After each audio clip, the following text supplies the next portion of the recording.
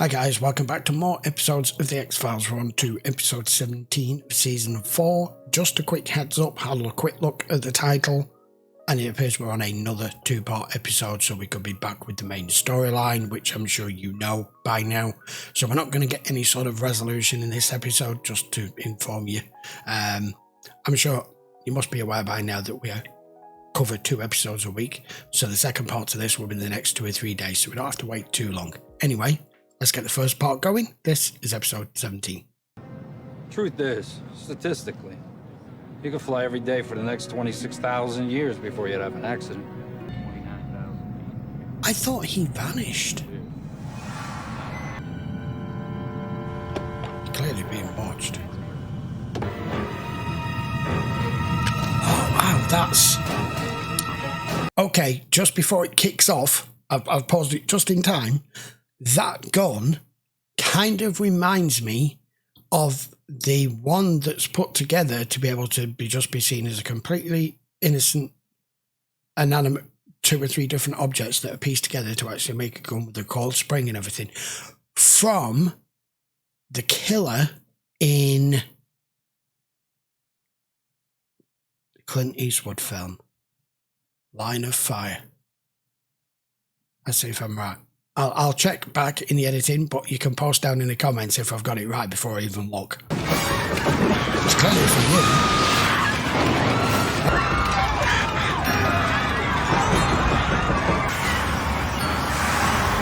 Oh, what are they doing to the door? It's just something that reminded me. It will be something stupid. What, an alien implant? Two, actually. I made them into earrings. To me, are you Scully and Mulder? Oh. But I followed you. I was asked to find you if something It's happened. not a joke. Excuse me? You have no good reason to believe me, but my brother, who I believe you know, he said you'd understand what to do About what? if you didn't make it. What we know right now So they is think that he's the dead. plane designated as Isn't Flight he? 549 lost radio contact tonight at 1900 hours EDT. Now, I'm presuming, because, of course, all airline crashes are investigated by the NTSB, if it's an American airline, which it was. They're not going to find anything wrong with the plane's instruments. That's going to be a hell of a case for them to figure out, because we kind of know what brought the plane down. But I don't think, if they can identify all the remains of the passengers, I have a feeling he may not be among them. We have a tape of the last radio exchange before 549 went down, It's which not we're gonna going to tell play, you a but I lot. want to stress the need to keep everything you know or learn within the GO team so that... Negative 549, steady airspeed of 296 knots. Cockpit voice recorder. 00 and... What the hell is this? 549, do you read? We got something? My God. Mayday! Mayday! They're going to say what it is, though, eh? Force down? You can clearly hear the pilot say intercept on the recording. Yes. We have absolutely no data to support that. No confirmation of other aircraft in the area and an alien abductee. A man named Max Fenig, a multiple abduction victim, what's known as a repeater. I've been doing this for 18 years. I thought I heard everything. I'm looking through the manifest here, and there was no one named Max Fenig on Flight 549. Oh. See, look at the effort they've gone to here. I mean... He hit the ground at over 300 miles an hour on an almost vertical descent. Mulder, even if he was on this flight, looking at this, he'd be in 100 pieces. I mean, they're going to be lucky if they can ID half the bodies they Yeah, find they here. are, I'm afraid. That was the guy with the gun. I mean, what was he doing? Uh-oh, don't tell me. What time does the watch say? Is that a watch? Yeah. What does it read? 8:01. 8:01. What are they listing as the time of the crash? 7:52 p.m. They're off. Just 9 minutes difference. Yeah. It's got to be a mistake. 9 minutes, Scully. Do you remember the last Stop. time you were missing 9 minutes? Yes. We need an airlift to a burn How? as soon as possible. This man needs oxygen and a saline IV. Oh, it was him. Can you hear me? All of those are from Max? Every letter he ever wrote me. Damn. You said to bring everything I had. I'm still not sure why. Sharon, we believe that there are things that you haven't told us. We need to know everything that you know. Window seat, but the manifest has the passenger in that seat as a... Paul Gidney. It's an alias that Max Fenig used in his letters when he went underground. You think Max was carrying plutonium? Mulder, the burns on that passenger's won't bring face a plane were deep down. tissue radiation burns. I don't know how else he might have gotten them. If he was carrying fissile plutonium, Mulder, and it became exposed in the cabin, it very conceivably could have caused a crash. Yeah, that could. Sucked right out of this door at 29,000 feet. And the burns we're seeing a result of that abduction. That's Mulder? what we And saw. all the evidence will point to this conclusion, but it will be dismissed because of its improbability, its unthinkability. Mulder. And the crash of Flight 549 will go unsolved unless we find a way to prove it. He's right that the accident itself will go as unresolved because it's going to come back. They're going to check everything, cockpit, flight data, check for mechanical failure, check for pilot error with the FDR, and they're going to come up completely blank. And the only explanation that old Mulder is saying is plausible, the one that he believes, is the one that they will dismiss outright being completely ridiculous, even though if you eliminate all of what's possible, whatever remains is the truth. But in this circumstances, you don't usually include alien abductions in it, do you? You're positive of this? Traveling under the name Paul Gidney, seat 13F, with the same burns as his seatmate. That is him.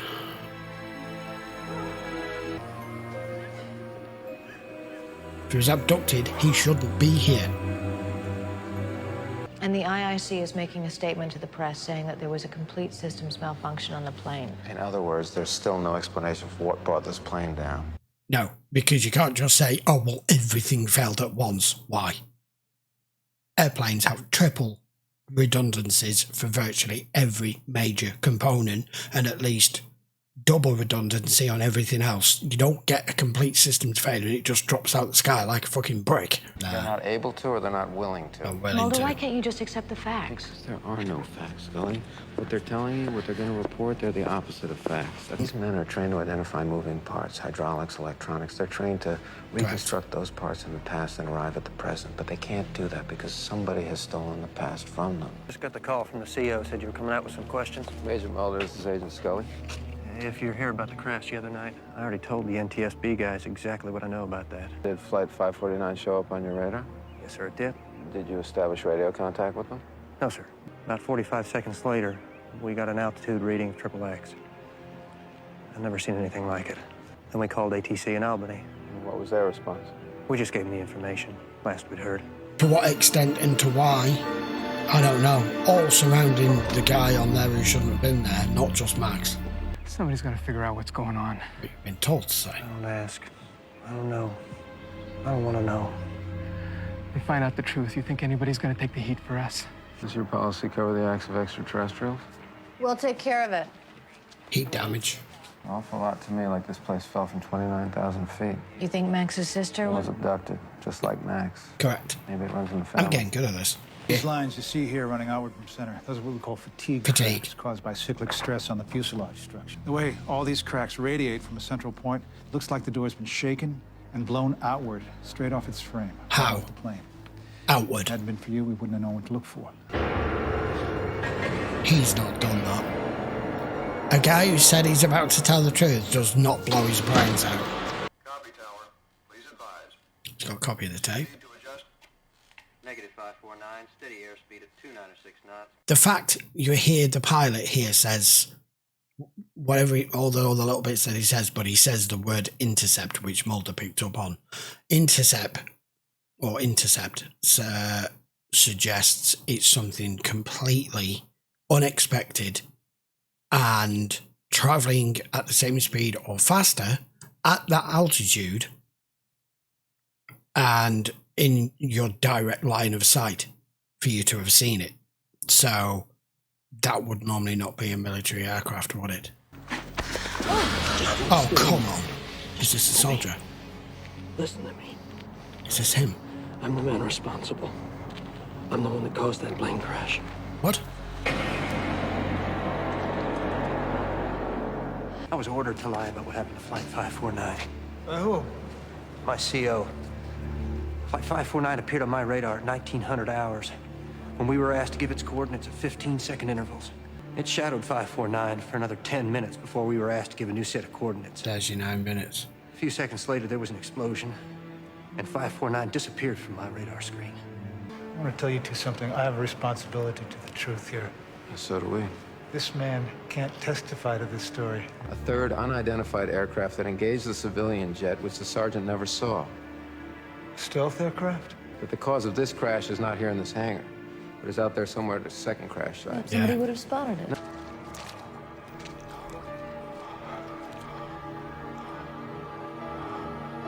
Oh my God.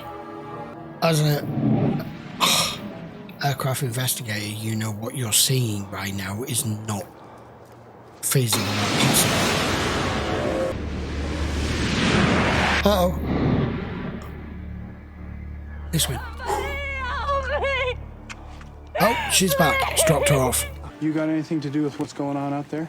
What's going on? I don't know what's going on. Some kind of search and rescue operation or some damn thing I don't know. You didn't bring that plane down, Lewis. No, you didn't. I lied. I misled a You were federal ordered. investigator. I misled you. I watched that plane fall out of the sky. It's just a dot on the screen, just a set of numbers. That wreckage. I can't get that out of my mind. I'm not How those surprised. people died. How easy it is to lie, just to say it was a dot on the screen. 50, 60 maybe? It's down there, isn't it? Have you worked at this depth before? Not exactly. Last call, folks. Cocktail? You want a drink? You need a drink, yes. Let me buy him a drink, too. No, you know what? He's It's okay. drunk. No, I insist. Bartender. Oh crap, he's just walked up and through the door. I just saw him. Don't do it in a crowded bar. He's gone. He's gone. Oh no.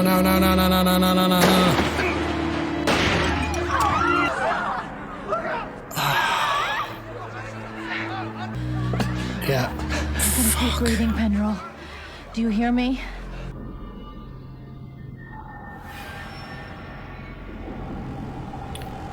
They shot it down, didn't they?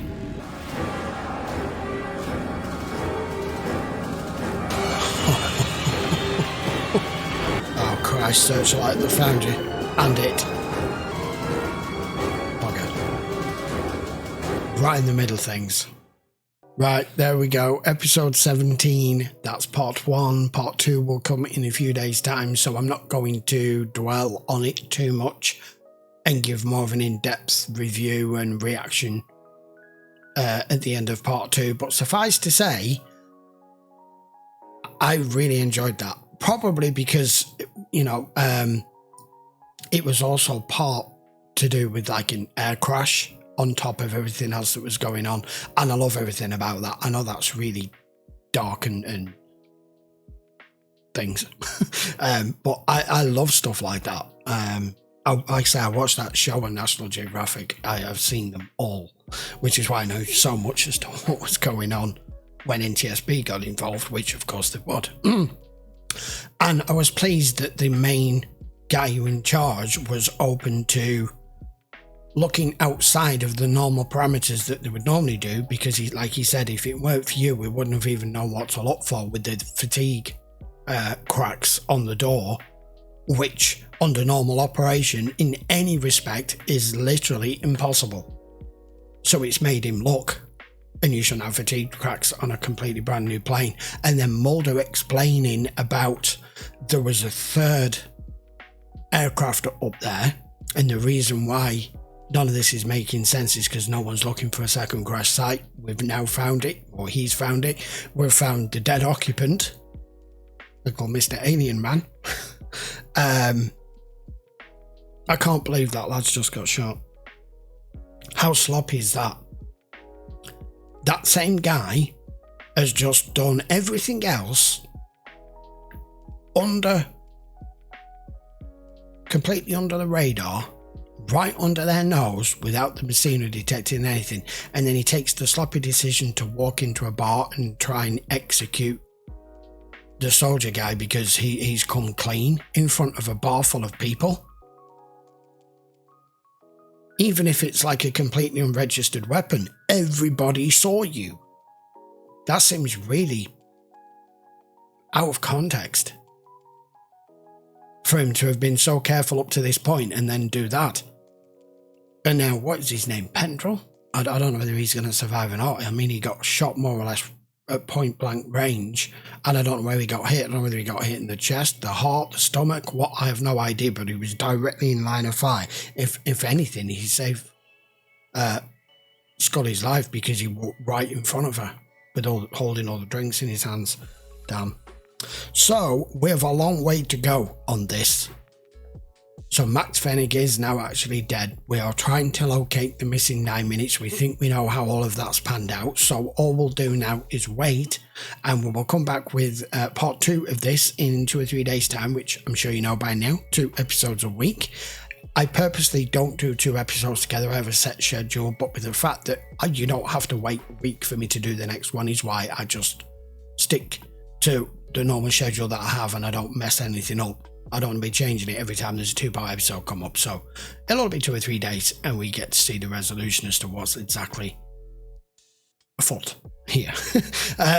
Right, if you want to watch this full-length episode while you're at it, you can always check it out on Patreon. The way to do that is to just check the link in the description, and you can go and watch it in full length over there. And if you're not subscribed, and we're already on season 4 of the X-Files, why haven't you already? You should have done. I would appreciate it if you give the video a thumbs up, guys, and I will see you for episode 18, part 2 next. Take care.